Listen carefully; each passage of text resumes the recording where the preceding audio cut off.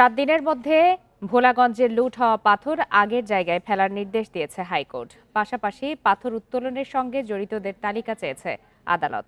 দুপুরে আইনজীবী মঞ্জিল মোর্শেদের করা এক রিটের শুনানিতে এই আদেশ দেয় আদালত। এদিকে ভোলাগঞ্জ থেকে সাদা পাথর লুটের ঘটনায় দায়ীদের বিরুদ্ধে আইনি ব্যবস্থা নিতে হাইকোর্টে করা পৃথক আরেক রিটের শুনানি রবিবার সকালে বিচারপতি ফাহমিদা কাদের এবং বিচারপতি সৈয়দ জাহেদ ফারুক এই আদেশ দেন। সুপ্রিম কোর্টের আইনজীবী মীর এ.কে.এম. নুরুন্নবী সাদা পাথর লুটের ঘটনায় এই রিট আবেদন করেন।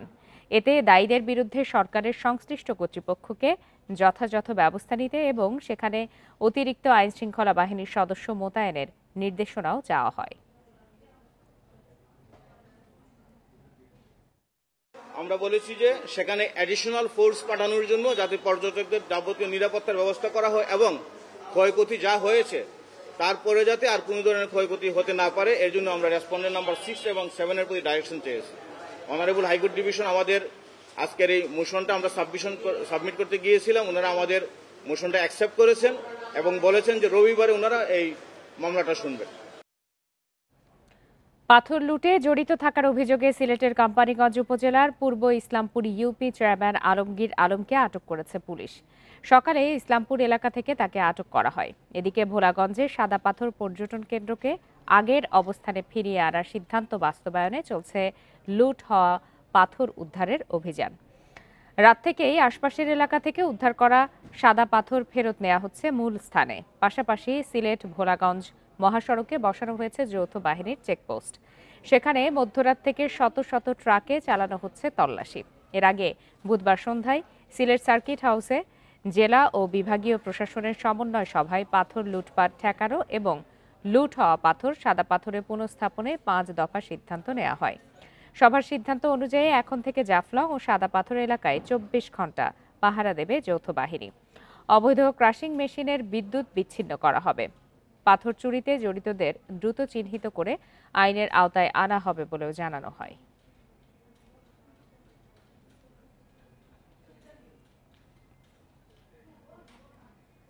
এ বিষয়ে সবশেষ তথ্য জানাতে এই মুহূর্তে সিলেট থেকে যোগ দিয়েছেন সহকর্মী রানা মজুমদার। রানা মজুমদার, এখন পর্যন্ত ঠিক কি পরিমাণ পাথর উদ্ধার করা সম্ভব হয়েছে এবং পাথরগুলো তো আবার আগের স্থানে ফেরানোর নির্দেশ দেওয়া হয়েছে, সেই কাজ কত দূর এগোলো?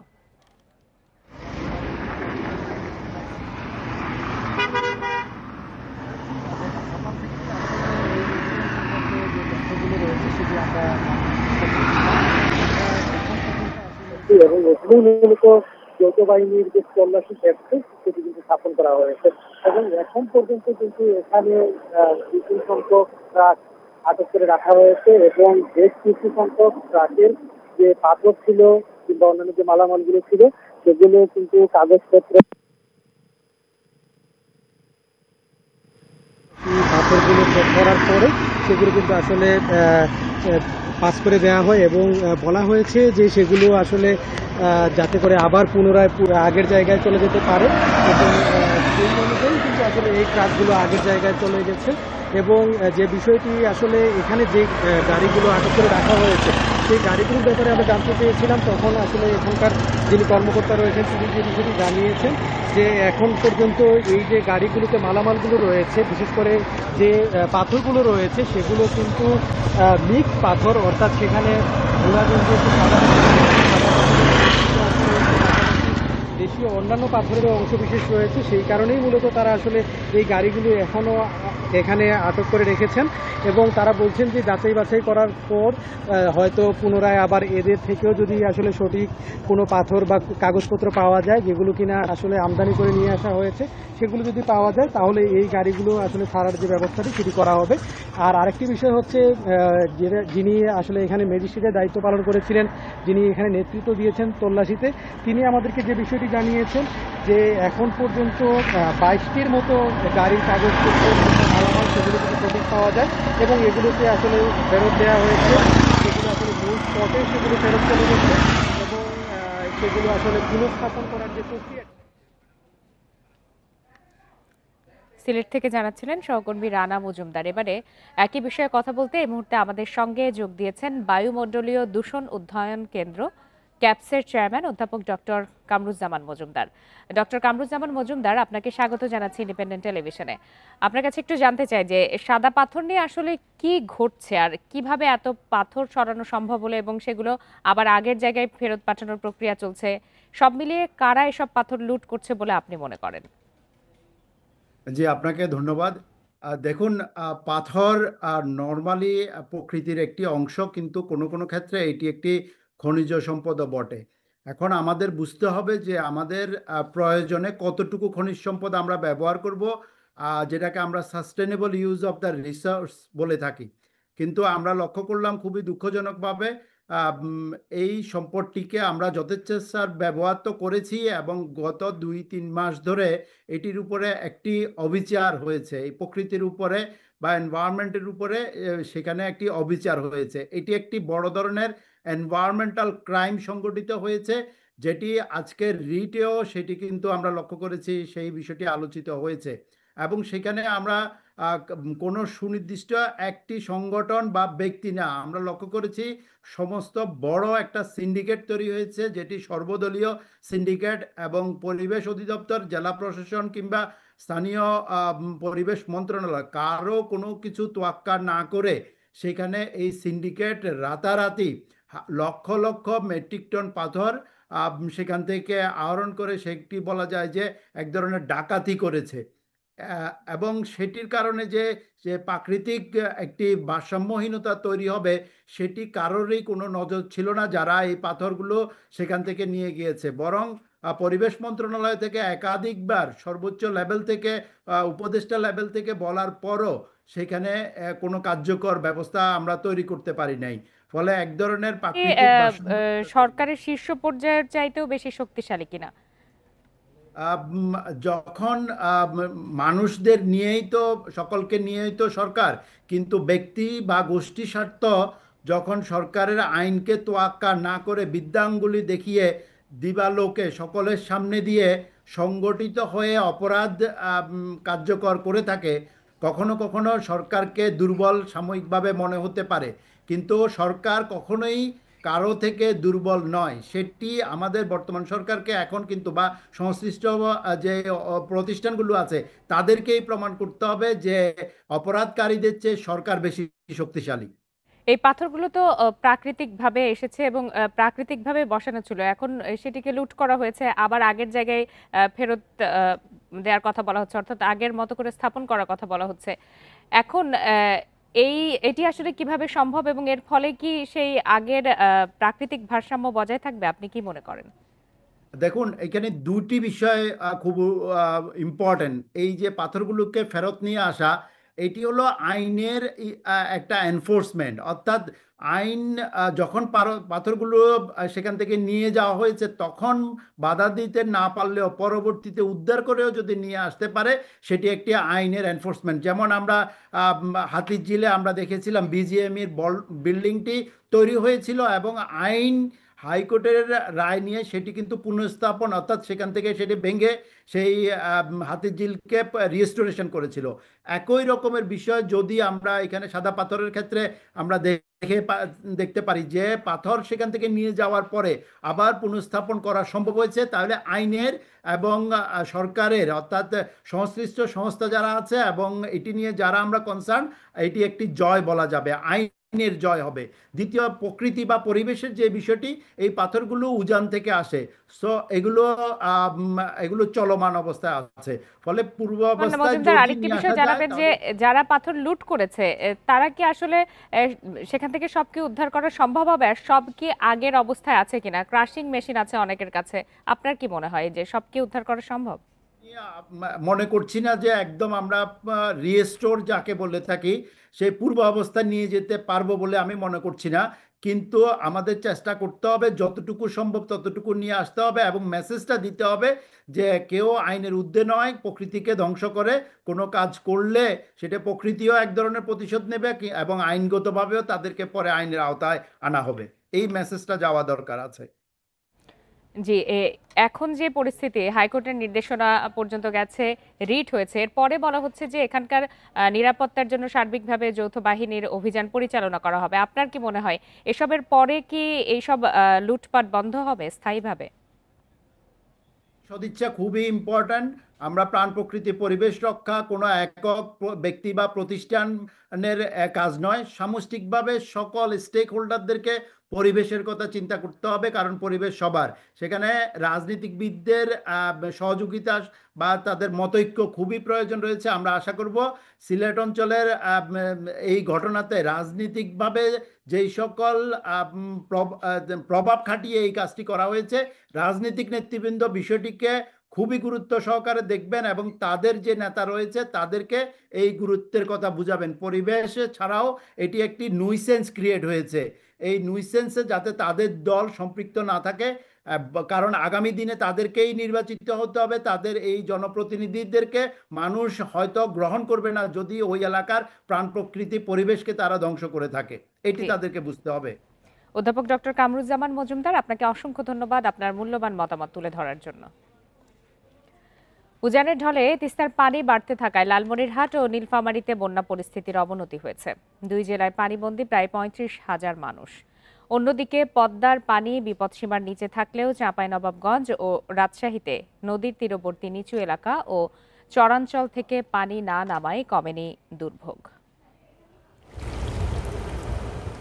নদীতে পানি বাড়ায় মঙ্গলবার থেকে খুলে রাখা হয়েছে তিস্তা ব্যারেজের সবকটি জলকপাট।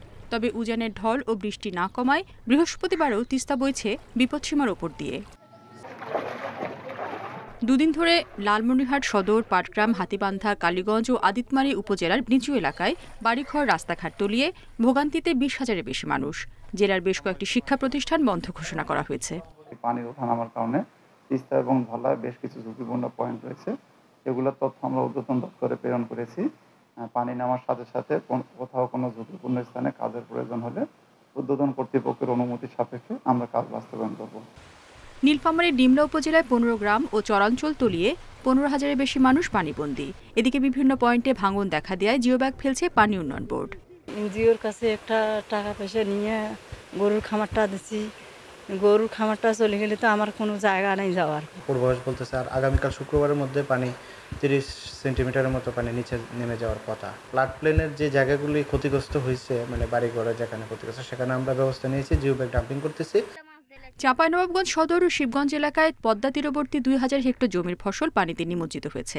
পানি নামলে আর্থিক ক্ষতি নিরূপণের কাজ শুরুর কথা জানিয়েছেন কৃষি কর্মকর্তারা।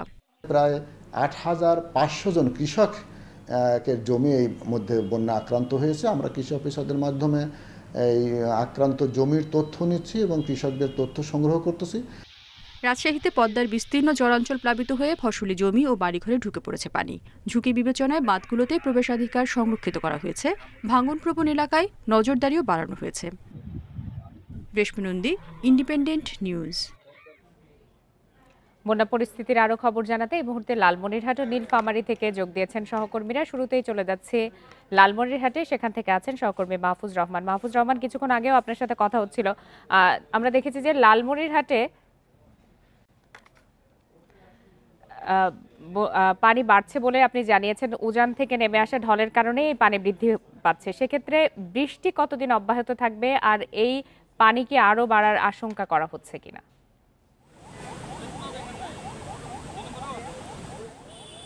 দেখুন, গত মঙ্গলবার থেকে লালমনিরহাটের অংশে অর্থাৎ ভারতের গজলডোবা থেকে কিন্তু পানি আসা শুরু করে। সেই পানি আসার শুরুর সাথে সাথে কিন্তু ভারতের যে বাংলাদেশের যে তিস্তা ব্যারেজ পয়েন্ট আছে, সেই ব্যারেজ পয়েন্টের সামনে কিন্তু খুলে কিন্তু পানি বেড়ে যায়। পাশাপাশি কিন্তু কয়েকদিন থেকে কিন্তু বেশি পরিমাণ ভারী বৃষ্টি হচ্ছে লালমনিরহাট অংশে, যার কারণে কিন্তু লালমনিরহাটের যে ছোট বড় নদীগুলো আছে সেগুলো কিন্তু পানি বেড়ে গেছে। যার দরুন আমরা দেখছি যে তীরবর্তী যে নিম্নাঞ্চল আছে তিস্তার, সেই নিম্নাঞ্চলগুলো কিন্তু ইতিমধ্যে পানি প্রবেশ করেছে এবং সেখানে দুর্ভোগ সৃষ্টি হয়েছে। আমরা দেখেছি যে আমরা গতকাল আবহাওয়া অধিদপ্তরের সাথে কথা বলে যেমনটি জেনেছি যে লালমনিরহাট এবং তার পার্শ্ববর্তী এলাকায় কিন্তু 44 মিলিমিটার বৃষ্টি রেকর্ড করা হয়েছে, যার কারণে কিন্তু এই নিম্ন অঞ্চলে পানির পরিমাণ বেড়ে যায় এবং সেখানে কিন্তু জলবদ্ধতার সৃষ্টি হয়।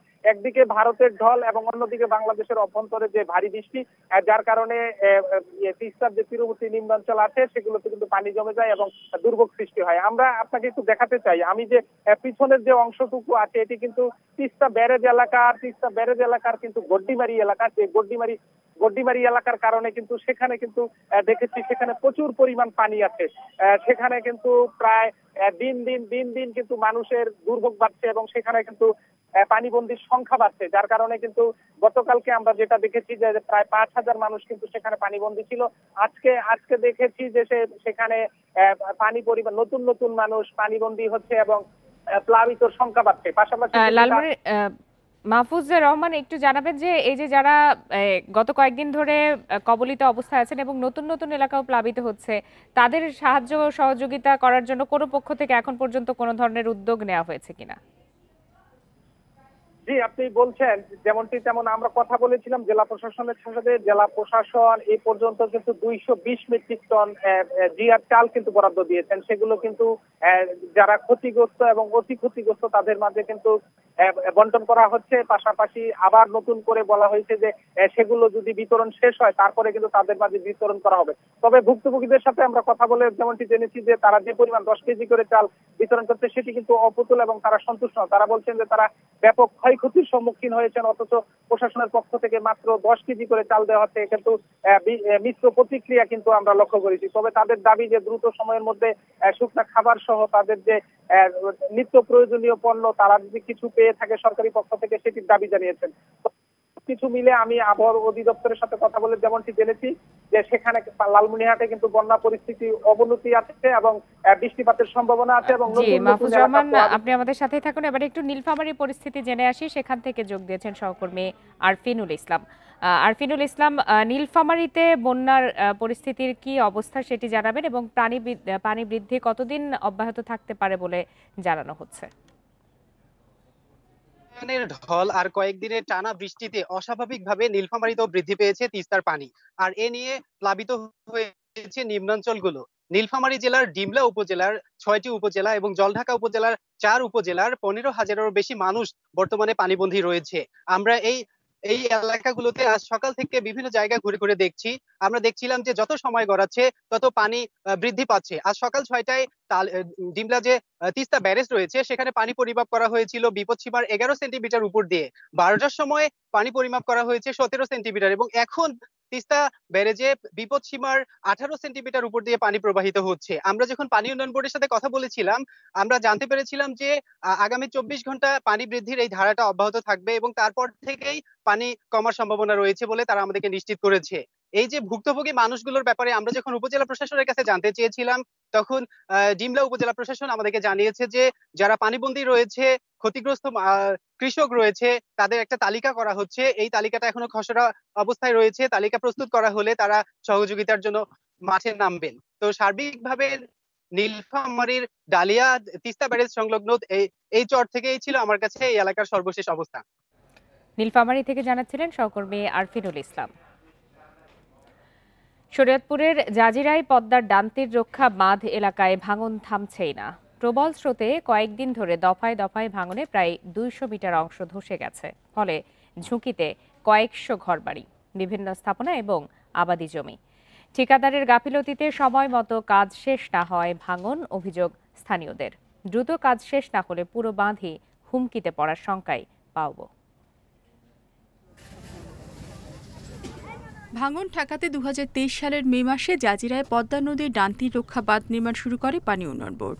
8.67 কিলোমিটার দীর্ঘ বাঁধের 31টি অংশের মধ্যে 2টি কাজ শেষ, চলছে বাকি 29টি অংশের কাজ। এবারের বর্ষায় জাজিরার উকিল উদ্দিন মুন্সিকান্দি ও পৈলান মোল্লাকান্দি এলাকায় ব্যাপক ভাঙন দেখা দিয়েছে। কয়েকদিনই ধসে গেছে বাঁধের 200 মিটার অংশ। ঝুঁকিতে কয়েকশো ঘরবাড়ি, স্থাপনা ও আবাদি জমি ও নদীতে এই বছর ভাঙা চলে গেছে। আমাদের একটা বাড়ি এখানে পাশে আছে এখন। এই বাড়িটা হচ্ছে নদীর হুমকিতে। বাপদাদার সম্পদ ছিল তা নদীতে ভেঙে নিয়ে যাচ্ছে। আমাদের এখানে কোথাও যাওয়ার মতো জায়গা নাই। ভুক্তভোগীদের দাবি ঠিকাদার প্রতিষ্ঠান খুলনা শিপইয়ার্ড লিমিটেড বাঁধের 3 নম্বর অংশের 225 মিটার জায়গায় সঠিক সময়ে কাজ শুরু করেনি, সেজন্যই দেখা দিয়েছে ভাঙন। এখান থেকে কয়েকটা প্যাকেজই করা হয়েছে, কিন্তু 3 নাম্বার যে প্যাকেজটা এটা খুব বিলম্ব করে ফেলছে, যার কারণে আমাদের এই যে বাড়িঘর যা আছে এগুলো একটু ভাঙন কবলিতে পড়ে গেছেন। যারা দায়িত্ব দেওয়া হয়েছিল তাদের গাফুলতির কারণে ওখানে কোনো ড্রাম্পিং বা জিও ব্যাগ কিছুই ফেলানো হয়নি, এ কারণে তীব্র ভাঙন দেখা দিচ্ছে। ভাঙন রোধে জিও ব্যাগ ও জিও টিউব ফেলছে পানি উন্নয়ন বোর্ড। দ্রুত কাজ শেষ করার জন্য এরই মধ্যে ঠিকাদারকে একাধিক চিঠি দেওয়ার কথা জানান পাওবো কর্মকর্তারা। এখন যদি আমি কন্ট্রাক্ট বাতিল বা অন্য কিছুর মধ্যে যাই, নতুন ঠিকাদার আমাকে নিয়োগ দিতে হচ্ছে এই বর্ষার আগে, আর আমি পারবো না। যার জন্য আমাদের সর্বোচ্চ চেষ্টা থাকবে তাদেরকে সাথে নিয়েই, তাদেরকে যেভাবে হোক বলেই আমার হচ্ছে এই জিও ব্যাগের ডাম্পিংটা কন্টিনিউ রাখা। 859 কোটি টাকা ব্যয়ে পদ্মা নদী ডান্তি রক্ষা বাঁধ প্রকল্পের মেয়াদ শেষ হবে 2026 সালের জুনে। Independent news. তীব্র ঠান্ডা আর তীব্র গরমের জেলা চুয়াডাঙ্গা, তবে এবার এর সঙ্গে যুক্ত হলো অতিবৃষ্টি। গেল জুলাই মাসে সেখানে বৃষ্টি হয়েছে 417 মিলিমিটার, যা গত বছরের একই সময়ের চেয়ে 5 গুণ বেশি। আবহাওয়াবিদরা মনে করেন জলবায়ু বদলের কারণেই এমন ঘটছে। এতে ফসলের ক্ষতি যেমন বাড়ছে, তেমনি নিম্ন আয়ের মানুষের জীবনেও প্রভাব পড়ছে। গত বছর বর্ষা মৌসুমে কাঙ্ক্ষিত বৃষ্টি হয়নি চুয়াডাঙ্গায়। পুরো জেলা জুড়ে বৃষ্টি হয় মাত্র 85 মিলিমিটার। উল্টো চিত্র এই বছরে, এক মাসে বর্ষণ হয়েছে 417 মিলিমিটার। এর মধ্যে 24 থেকে 31 জুলাই পর্যন্ত 8 দিনে বৃষ্টি হয় 121 মিলিমিটার। অতিবৃষ্টিতে ফলের বাগান সহ বিভিন্ন ফসলের ক্ষতি হয়। দুর্ভোগের পাশাপাশি শ্রমজীবী মানুষের রোজগারেও ভাটা পড়ে। আর্থিক ক্ষতিগ্রস্ত হচ্ছে দিন আনা দিন মজুরদের জন্য। ভুট্টার পক্ষে ক্ষতি, পাটের পক্ষে ক্ষতি, পাট সব কাটেই গিয়েছে। জেলা কৃষি বিভাগ বলছে অতিবৃষ্টিতে 872 হেক্টর জমিতে ফসলের ক্ষতি হয় এবার। এর মধ্যে 312 হেক্টরের সবজি নষ্ট হয় পুরোপুরি। টাকার অঙ্কে যে ক্ষতিটা দাঁড়িয়েছে সেটি হচ্ছে 54 লাখ টাকা। এখন পর্যন্ত যে জমিগুলোতে পানি মানে জমাটবদ্ধ হয়ে আছে, সেই পানিটা সরে গেলে সেখানে যেন আমনের তারা চারা রোপণ করেন। জলবায়ু পরিবর্তনের কারণেই আবহাওয়ার এমন আচরণ বলছেন আবহাওয়াবিদরা। আবহাওয়ার দুইটা সিস্টেম কাজ করে, এনলিনো এবং লালিনো। এবার এনলিনোর প্রভাব বেশি, এই জন্য আপনার এই বৃষ্টিপাতটা বেশি হচ্ছে। গত বছর জুলাই মাসের থেকে এই বছরের জুলাই মাসে অনেক বেশি বৃষ্টি হয়েছে। হিসাব নিকাশ করে দেখা গেছে যে প্রায় গত বছরের চেয়ে প্রায় 5 গুণ বেশি বৃষ্টি হয়েছে। অতিরিক্ত বৃষ্টির নেতিবাচক প্রভাব ঠেকাতে জমিতে উন্নত নিষ্কাশন, কৃষি প্রযুক্তি ও নদীর নাব্যতা রক্ষার তাগিদ বিশেষজ্ঞদের। Independent news. আপনারা আছেন বিরোধীহীন সংবাদ দুপুরে। সংবাদে আরও যা দেখবেন। স্থায়ী ক্যাম্পাসের দাবিতে সিরাজগঞ্জে রবীন্দ্র বিশ্ববিদ্যালয়ের শিক্ষার্থীদের বিক্ষোভ, মহাসড়কে দুর্ভোগ।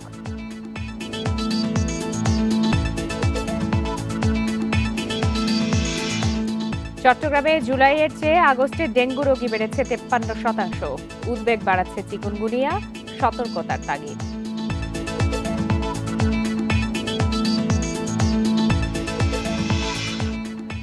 রাজধানীর উত্তরায় মাইলস্টোন স্কুলে বিমান দুর্ঘটনায় দগ্ধ শিক্ষিকা মাহফুজা খাতুন জাতীয় বার্ন ইনস্টিটিউটে মারা গেছেন। দুপুর 1:45টার দিকে তিনি মারা যান। এতে এই দুর্ঘটনায় বার্ন ইনস্টিটিউটে মারা গেলেন 19 জন। হাসপাতালটির চিকিৎসকরা জানান, নিহত মাহফুজা খাতুনের শরীরের 25% পুড়ে গিয়েছিল। এ ঘটনায় দগ্ধ 23 জন এখনও বার্ন ইনস্টিটিউটে ভর্তি রয়েছেন, আর সুস্থ হয়ে ফিরে গেছেন 14 জন। গেল 21 জুলাই বিমান দুর্ঘটনায় হতাহত হন অনেকে। আহতদের বার্ন ইনস্টিটিউট, সিএমএইচ সহ উত্তরার কয়েকটি হাসপাতালে নেওয়া হয়।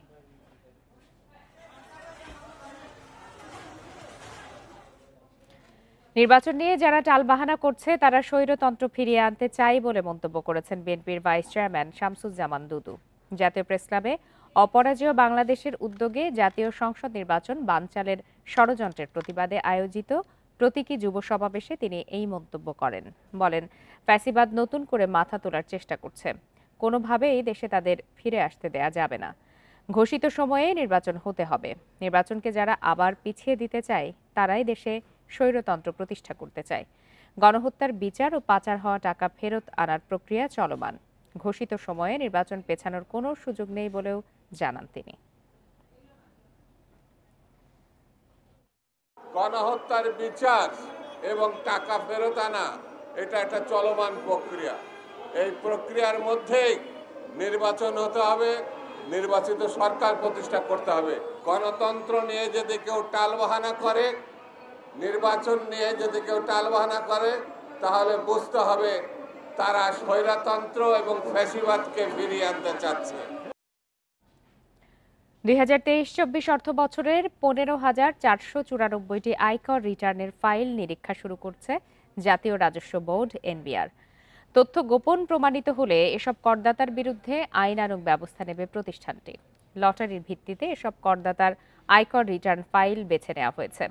বুধবার 375 পৃষ্ঠার ইনকাম ট্যাক্স অল এডিট লিস্ট অ্যাসেসমেন্ট ইয়ার 2023-24 প্রকাশ করে এনবিআর। তালিকায় নির্বাচিত সকল tax identification number TIN number উল্লেখ রয়েছে। করদাতা ও কোম্পানি করদাতার আয়কর রিটার্ন থেকে সব আয়কর রিটার্ন ফাইল ব্যক্তি বেছে নেওয়া হয়েছে।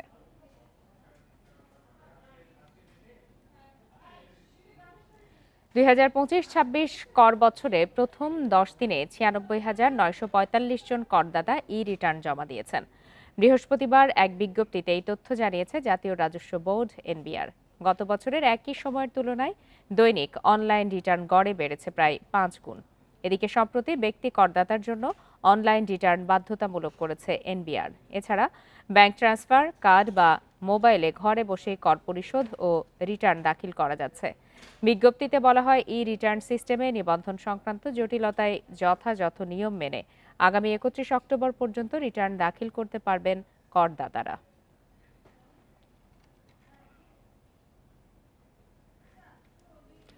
ধর্ম মন্ত্রণালয়ের কোনো কর্মকর্তা কর্মচারী হজ এজেন্সিগুলোর সঙ্গে আর্থিক লেনদেনে জড়ালে কঠোর ব্যবস্থা নেওয়ার হুঁশিয়ারি দিয়েছেন ধর্ম উপদেষ্টা ডক্টর আফম খালিদ হোসেন। সকালে বাংলাদেশ চীন মৈত্রী সম্মেলন কেন্দ্রে হজ ও ওমরাহ মেলা উদ্বোধন অনুষ্ঠানে এই হুঁশিয়ারি দেন তিনি। উপদেষ্টা ডক্টর আফম খালিদ হোসেন বলেন, হজ যাত্রীদের বিমান ভাড়া কমানোর চেষ্টা চলছে। 2026 সাল থেকে সরকার কঠোরভাবে মনিটরিং করবে। গুরুতর অসুস্থ কাউকে হজে যেতে দেয়া হবে না বলেও জানান তিনি। এছাড়া নিষ্ক্রিয় হজ এজেন্সিগুলোকে বাদ দেওয়ারও সিদ্ধান্ত আসছে বলে জানান উপদেষ্টা। এদিকে 3 দিনের হজ ও ওমরাহ মেলা চলবে শনিবার পর্যন্ত। আমাদের মধ্যে পারস্পরিক সম্পর্ক তৈরি করার ক্ষেত্রে গুরুত্বপূর্ণ ভূমিকা পালন করবে এবং বিভিন্ন এজেন্সিস তারা নিজেদের প্যাকেজ নিয়ে, সুযোগ সুবিধা নিয়ে স্টল খুলেছেন এবং যারা হজ এবং ওমরা যাত্রী তারা বাছাই করে নিতে পারবেন তাদের পছন্দের প্যাকেজ। রবীন্দ্র বিশ্ববিদ্যালয়ের স্থায়ী ক্যাম্পাসের দাবিতে সিরাজগঞ্জে যমুনা সেতুর পশ্চিম গোলচত্বর এলাকায় মহাসড়ক অবরোধ করে বিক্ষোভ করেছেন শিক্ষার্থীরা। এতে ঢাকার সঙ্গে উত্তরবঙ্গের সড়ক যোগাযোগ বন্ধ ছিল 1.5 ঘন্টা। বেলা 11:30টার দিকে শিক্ষার্থীরা বিক্ষোভ শুরু করেন। অবরোধের কারণে দুই পারে শত শত পরিবহন আটকে থাকায় ভোগান্তিতে পড়েন যাত্রীরা। পরে দুপুর 1টার দিকে শিক্ষার্থীরা অবরোধ তুলে নিলে যান চলাচল স্বাভাবিক হয়। দাবি মানা না হওয়া পর্যন্ত কর্মসূচি চালিয়ে যাওয়ার ঘোষণা দেন তারা। তাদের অভিযোগ, 9 বছর ধরে বিশ্ববিদ্যালয়ের কার্যক্রম শুরু হলেও স্থায়ী ক্যাম্পাস নির্মাণ করা হয়নি।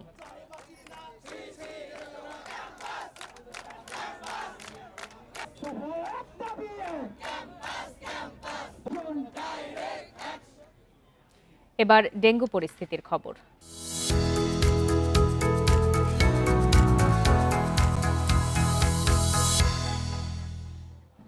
চট্টগ্রামে জুলাইয়ের তুলনায় আগস্টে ডেঙ্গু রোগী বেড়েছে 53 ভাগ। এর সাথে উদ্বেগ বাড়িয়েছে চিকুনগুনিয়া। চিকিৎসকরা বলছেন, জ্বর হলে অবহেলা নয়, সবাইকে সতর্ক থাকতে হবে। আক্রান্তদের দেশি ফল ও পুষ্টিকর খাবার খাওয়ার পরামর্শ দিয়েছেন তারা। এবছর চট্টগ্রামে ডেঙ্গু আক্রান্ত হয়েছে 1109 জন। এর মধ্যে আগস্টেই 234 জন। জুলাইতে দিনে গড়ে 13 জন আর আগস্টে 20 জন আক্রান্ত হয়েছে। জানুয়ারি থেকে জুলাই পর্যন্ত চিকুনগুনিয়ায় আক্রান্ত হয়েছে 1044 জন। এ মাসেই 778 জন। তবে পরিস্থিতি এখনো নিয়ন্ত্রণে রয়েছে বলে দাবি স্বাস্থ্য বিভাগের। তবে জ্বরের ধরন ও উপসর্গ পরিবর্তন নিয়ে চিন্তা রয়েছে বলে জানান চিকিৎসকরা। জ্বর হলে অবহেলা না করার পরামর্শ দেয়া হয়েছে। পেশেন্টের লাইফ থ্রেটেনিং কোনো সিনারিও আছে কি না এটা যদি বুঝতে পারি অন্ততপক্ষে অ্যাকিউট 5 দিনের জ্বরে, তাহলে আমার রোগীর অতিরিক্ত যে খরচের যে বারটা 4000 টাকার উপরে যে খরচটা ব্যাপারটা সেদিক থেকে নজর না দিয়ে আমার মনে হয় রোগীর কন্ডিশনের উপর নজর দেওয়াটাই আমার মনে হয় এটা অনেক অনেক যুক্তিসঙ্গত হবে। সিরিয়াস একটা ডেঙ্গুর প্রকার, এই জন্য ওই রোগীগুলো দ্রুত খারাপ হয়ে যায় এবং আইসিইউর প্রয়োজন হয়। কিন্তু আমরা গবেষণা কার্যক্রম চালিয়ে নেওয়ার জন্য আমরা যথাযথ কর্তৃপক্ষকে আমরা অনুরোধ করেছি। এবছর চট্টগ্রাম নগরীতে ডেঙ্গুতে মারা গেছেন 14 জন। Independent news. চাঁপাইনবাবগঞ্জের ভোলাহাট সীমান্তে 13 জনকে পুশিন করেছে বিএসএফ। ভোরে উপজেলার চামুচা সীমান্ত দিয়ে তাদের ঠেলে দেয়া হয়। বিজিবি যারাই ভোরে চামুচা সীমান্ত এলাকা দিয়ে তাদের পুশিন করে কাঞ্চান্টার ক্যাম্পের বিএসএফ সদস্যরা। পরে তাদের আটক করে চানশিকারি ক্যাম্পের বিজিবি সদস্যরা। আটককৃতদের ভোলাহাট থানায় হস্তান্তর করা হবে বলে জানিয়েছে বিজিবি। আটককৃতরা 2023 থেকে 2025 সালের মধ্যে বিভিন্ন সময়ে কাজের সন্ধানে ভারত যায়। পরে ভারতীয় পুলিশ তাদের গ্রেপ্তার করে। বিভিন্ন মেয়াদে সাজা ভোগের পর পুলিশ তাদেরকে সীমান্ত দিয়ে ঠেলে পাঠানোর জন্য বিএসএফ এর কাছে হস্তান্তর করে।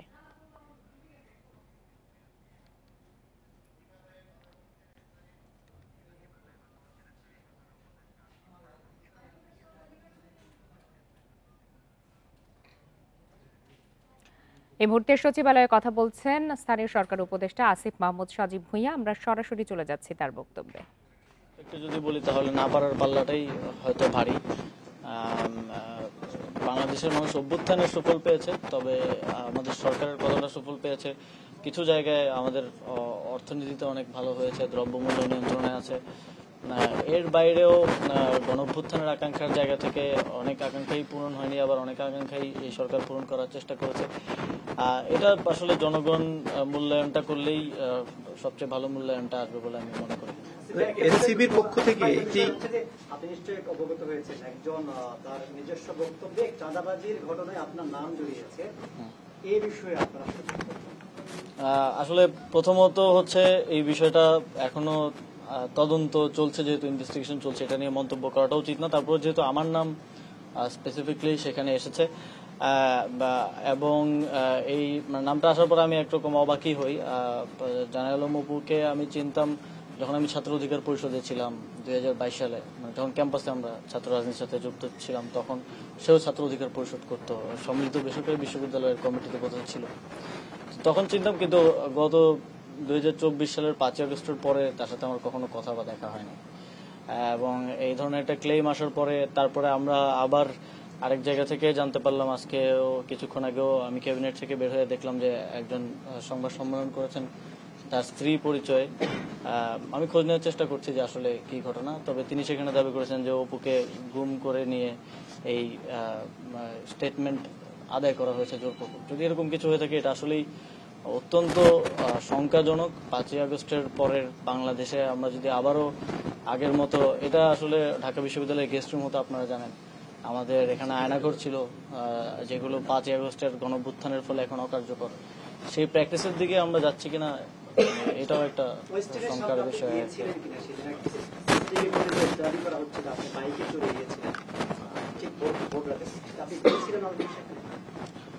আমি মাঝে মধ্যেই আমার রাতে যখন কাজ শেষ হয়, প্রায় কখনো কখনো ভোর হয়ে যায়, আমি রাতে খাওয়া দাওয়া, ওই সময় বাসায় আসলে খাওয়া দাওয়া দেওয়ার মতো কেউ থাকে না খাবার। আমি মাঝে মধ্যে বেশিরভাগ সময় যাই 300 ফিটের নীলা মার্কেট বলে একটা জায়গা আছে, আপনারা জানেন, ওখানে হাঁসের মাংস খুব ভালো পাওয়া যায়।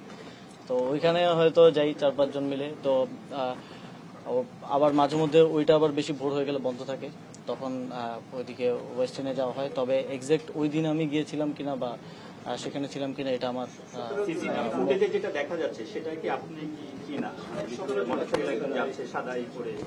এখন দেখেন সিসিটিভি ফুটেজে হেলমেট পরা যে কাউকে যদি আমাকে বলে দাবি করা হয়, এটা কতটুকু আসলে বিশ্বাসযোগ্য বা কতটুকু, আমি এই বিষয়ে আর বেশি কিছু বলতে চাই না, কারণ এটা তদন্তের অধীনে একটা বিষয়, যেহেতু তারপরে অনেক কিছু বললাম, কারণ আমার বিষয়ে যেহেতু এলিগেশন আসছে আমি সেজন্য বললাম আর কি।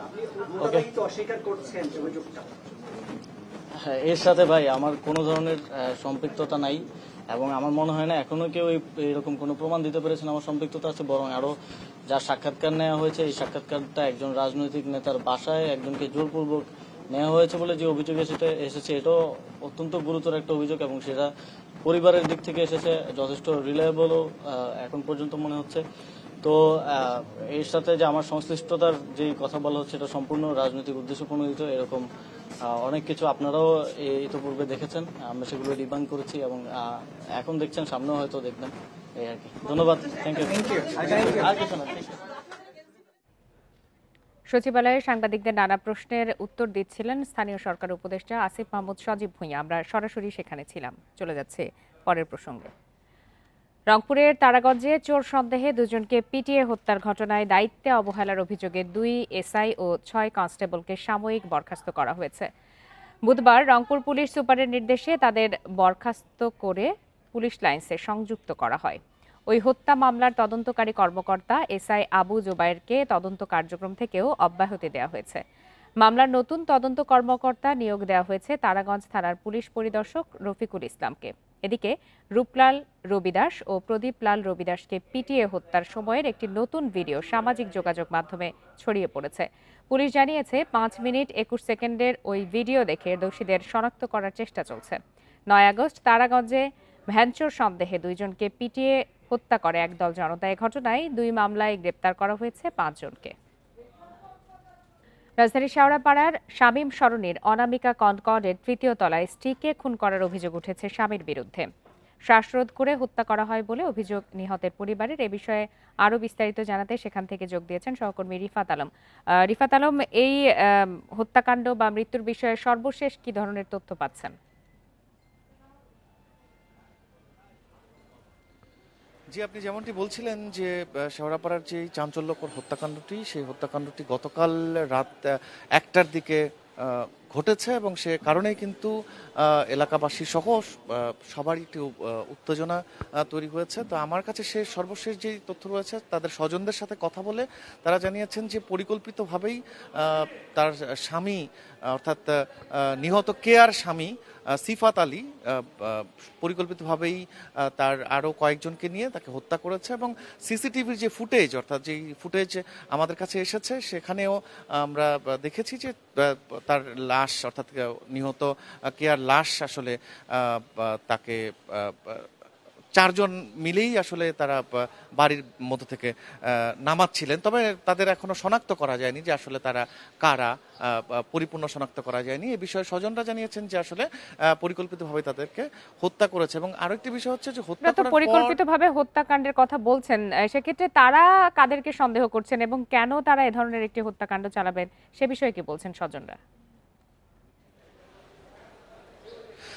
হ্যাঁ জি, আমি সে বিষয়টি জানার চেষ্টা করেছি। তারা জানিয়েছেন যে দীর্ঘদিন যাবতই তার স্বামীর সাথে একটি কলহ ছিল এবং সেই কলহের জেরেই আসলে তার স্বামী তাকে হত্যা করেছে। এবং হত্যা করার পর কিন্তু আমি যেটা বলছিলাম আপনাকে যে 4 জনকে সিসিটিভি ফুটেজে দেখা গেছে যে লাশটি নামিয়ে আনা হয়েছে বাড়ির নিচে রাত 1:30টার দিকে। সেই লাশটি নিয়ে কিন্তু তারা বিআরবি হাসপাতালে অর্থাৎ ঢাকার রাজধানীর বিআরবি হাসপাতালে এসেছিলেন। সেই লাশ সেখানে দিয়ে তারপর তাদেরকে আর খুঁজে পাওয়া যায়নি বা তাদেরকে আর কোনো হদিশ পাওয়া যায়নি। তো তার স্বজনরা জানিয়েছে লাশ এখন মর্গে আছে। তারা জানিয়েছে তারাও এই মর্গের দিকে আসছেন। এখন তার আত্মীয় স্বজনরা, তাদের সাথে আমার ফোনে কথা হয়েছে, আসার পরে তারা বিস্তারিত জানাতে পারবেন। আমি এখন ঢাকা মেডিকেল কলেজের মর্গে আছি। এবং আরো একটি বিষয় জানিয়ে রাখি, বিষয়ে মামলা হয়েছে মিরপুর থানায় তার স্বামী সিফাত আলী সহ আরো অজ্ঞাত কয়েকজনের বিরুদ্ধে। তো বিস্তারিত তাদের সাথে আরো কথা বলার পরে আপনি তথ্য সংগ্রহ করতে থাকুন। ধন্যবাদ আপনাকে। মা ও শিশু সহায়তা কর্মসূচির আওতায় পঞ্চগড়ে দরিদ্র মায়েদের নামে দেয়া মাতৃত্বকালীন ভাতা তুলে নিয়েছে একটি প্রতারক চক্র। সুবিধাবঞ্চিত এমন 600 মায়ের তালিকা মিলেছে যারা গত 1.5 বছর ধরে কোনো ভাতা পাচ্ছেন না, কিন্তু এখনো ধরা ছোঁয়ার বাইরে ওই প্রতারক চক্র। দোষীদের বিচার সহ ভাতার টাকা ফেরতের দাবি করেছেন সুবিধাভোগী পরিবারের সদস্যরা। পঞ্চগড়ে 3 উপজেলায় 600 সুবিধাভোগী মা পাচ্ছেন না তাদের নির্ধারিত ভাতার টাকা। এদের মধ্যে সদর উপজেলায় 576, বোদা উপজেলায় 21 জন ও দেবীগঞ্জের 3 জনের মাতৃত্বকালীন ভাতার টাকা জালিয়াতির মাধ্যমে আত্মসাতের অভিযোগ উঠেছে। তালিকাভুক্ত একজন মার ৩ বছরে ২৮,৮০০ টাকা পাওয়ার কথা থাকলেও প্রথম দফায় ৪,৮০০ টাকা পান। তবে গত ১.৫ বছর ধরে পাচ্ছেন না তাদের ভাতার টাকা। এদের মধ্যে সবচেয়ে বেশি প্রতারিত হয়েছেন সদর উপজেলার হাফিজাবাদ ও হাড়িভাষা ইউনিয়নের সুবিধাভোগীরা। ১ বছর থেকে টাকাটা আমরা পাচ্ছি না, তখন আমরা ইউনিয়ন পরিষদে গেছি, যা মেম্বার চেয়ারম্যান মেম্বারনিকে জানাইছি। আমরা একবার টাকা পাইছি যে ৩ মাস পর পর টাকাটা দিবে, ওই একবার যে পাইছি এখন আর আমরা টাকাটা পাই না। যে জায়গায় দোষে মেম্বার টাকাটা কই যায় তাতে একটু ওই জায়গায় নিয়ে গেছিলাম, তখন যাওয়ার পরে দেখি ওনারা ওখানে কিন্তু পাত্তা দেয় না। শুধু মাতৃত্বকালীন ভাতা নয়, শিশুদের উপবৃত্তি, বয়স্ক ভাতা সহ মোবাইল ব্যাংকিংয়ে সরকারি যে কোনো ভাতার টাকা প্রদানে এমন প্রতারণা প্রায় ঘটছে বলে জানিয়েছেন জনপ্রতিনিধিরা। চক্র বা হ্যাকিং যারা রয়েছে তারা কিন্তু এই টাকাটি বারবার হাতিয়ে নিচ্ছে। তো এটি মারাত্মক একটা সমস্যার সৃষ্টি হয়েছে। আমরা এটির অনতিবিলম্বে প্রতারক চক্র বা হ্যাকারদেরকে চিহ্নিত করে আইনের আওতায় নিয়ে আসা হোক। ফোন নাম্বার হ্যাকিং করে টাকা আত্মসাতের কথা স্বীকার করে তালিকা সংশোধনের কাজ চলছে বলে জানিয়েছে মহিলা বিষয়ক অধিদপ্তরের কর্মকর্তা। মোবাইল নাম্বার, ব্যাংক নম্বরটা হ্যাকিং হয়ে যায়। ঢাকা মহিলা বিষয়ক অধিদপ্তর থেকে রংপুর বিভাগ যে দেখতে সে আমাকে জানায় এবং ইউনিয়ন পরিষদ এবং পৌরসভার প্রশাসক বরাবরে চিঠি প্রেরণ করে সংশোধনের জন্য তালিকাটা সংযুক্ত করে দিই। জড়িত প্রতারক চক্রকে আইনের আওতায় আনা সহ আত্মসাৎকৃত টাকা পুনরায় প্রদানের দাবি ভুক্তভোগী পরিবারের। Independent news. এই ছিল আজকের বিরতিহীন সংবাদ দুপুরে। ইন্ডিপেন্ডেন্ট টেলিভিশনের সব খবরের আরও বিস্তারিত জানতে চোখ রাখুন ফেসবুক, ইউটিউব আর এক্সে। ধন্যবাদ সাথে থাকার জন্য।